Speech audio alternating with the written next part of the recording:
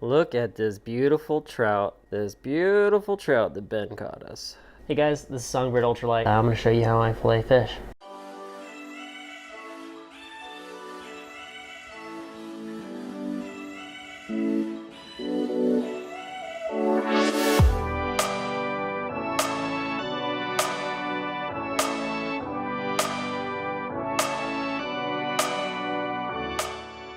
So awesome. All right, guys. So here I am right here. I'm standing over here. I'm going to give you a pretty good view of the fish here, I hope. In recent years, I've done a lot of practice filleting fish that I've caught, and I've gotten a lot better at it.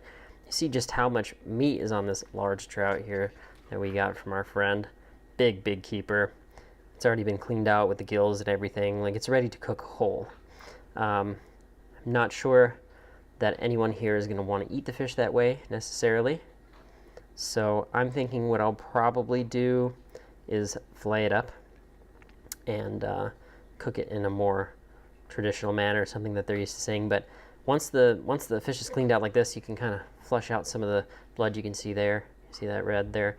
And that's not going to hurt anything. Flush it out with water, kind of, you know, clean the scale, clean the outside of the fish. This fish isn't scaled yet. I am not going to, the scales are so small on this, I'm not going to scale it. I'm just going to go ahead and fillet it, and then I'll cook it skin side up first, and then flip it over, and then the skin will stick to the pan, and all the fish meat will come out, and I won't have to worry about us eating the skin.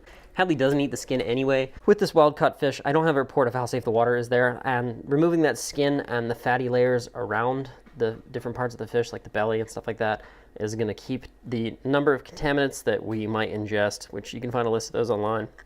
There's a lot of contaminants from eating. Trout are predatory. They're going to eat other things. Over time, they're going to develop higher concentrations of these contaminants. And most of those contaminants, except for the mercury, which is also in the mussels, are going to be stored in that fat long term. So trimming out those fatty pieces is going to result in a much healthier meal in terms of the toxicity. That said, looking online at the testing that has been done in the different waterways in your state and following the guidelines that the state provides will provide you with a pretty good idea of if there are contaminants, how many times a month can you have this meal? If there are contaminants, how many times a month can you eat this fish without getting sick? Should you eat it at all? And how best should you prepare that fish so that the fat drips away and you aren't exposed to more contaminants than prudent? First thing I'll tell you is that by baking or grilling or preparing fish in a way that the fat can drip off as you cook it, you trim off as much as you can. You want the fat to drip off in the oven, you want the fat to drip off on the grill and go to a different pan or drip down into the grill.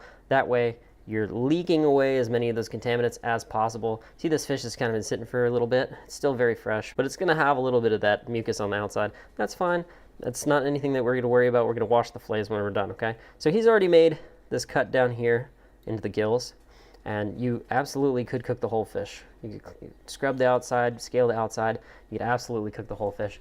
I am not going to scale it. It's going to make a huge mess in this kitchen. So I'm going to cut down here and find the backbone. Find that backbone and cut down until the knife basically stops because of the backbone.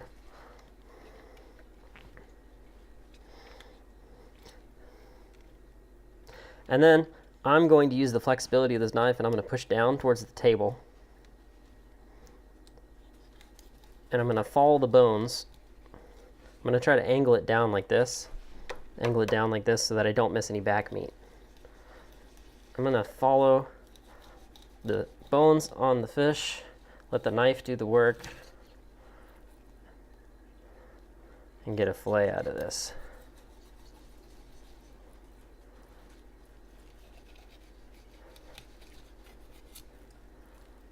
Not the sharpest knife. You can get this meat off of the fish, but I'm not going to worry about it. I'm probably going to put this in a crock pot and make a chowder out of it or something like that. All right, so that's from the gills down, and that works pretty well. I'm going to show you another way that I do, that I've learned on my own, that I think does a little better. It's going to be from the tail up. You're going to start here, basically wherever it's soft, probably right about here. Wherever it's still soft and you can feel meat, you don't want to be cutting into the bones of the tail. Now once you get that first cut there, you're going to peel it back and you're going to hold on with your nails so that your hands don't slip. And you're going to let your knife, you're going to slowly saw your knife without sawing through bones. You're going to slowly saw your knife up the backbone of the fish and you're going to try to angle it down at the same time so that you get the biggest fillet possible.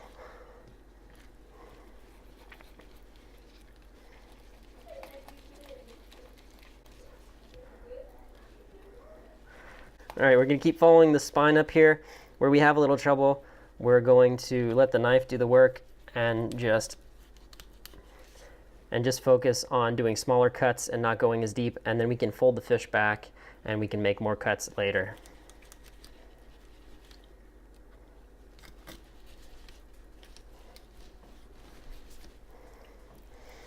All right, so you see this fillet is going to be a lot easier to get. Part of that is that the other side of the fish is flat now, and we don't have to deal with the fish rotating as we're trying to cut into it. So this is probably going to be Hadley's small little fillet. This is going to be Mama Sharon's big fillet because she brought the fish back.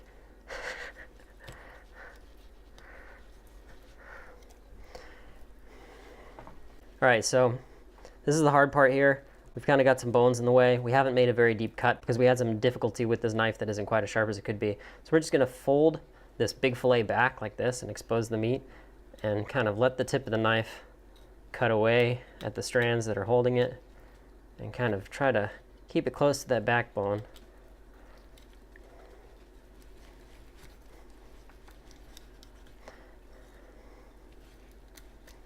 Be very careful if you're cutting towards yourself. Do very small sawing motions and know that the knife could just glide through the tissue.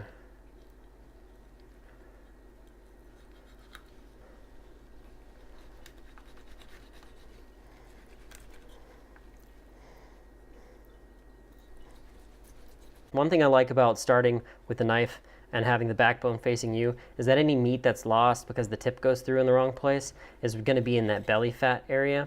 And that belly fat is good, but really removing that belly fat means that you're going to, again, be reducing the number of contaminants in the fat. You're going to be reducing the amount of fat that's in that fillet when you cook it. So wasting some over here is better than wasting some over here. And it's better to use that backbone over here to guide the thickest part of the knife along the backbone so you don't miss too much meat on the fillet.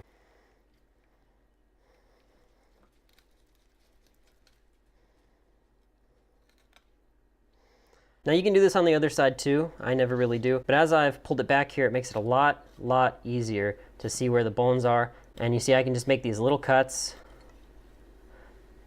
And I can just make these little cuts and get as much meat off as possible. If you've ever skinned anything before, you can do work like this incrementally and end up with a really nice finished product.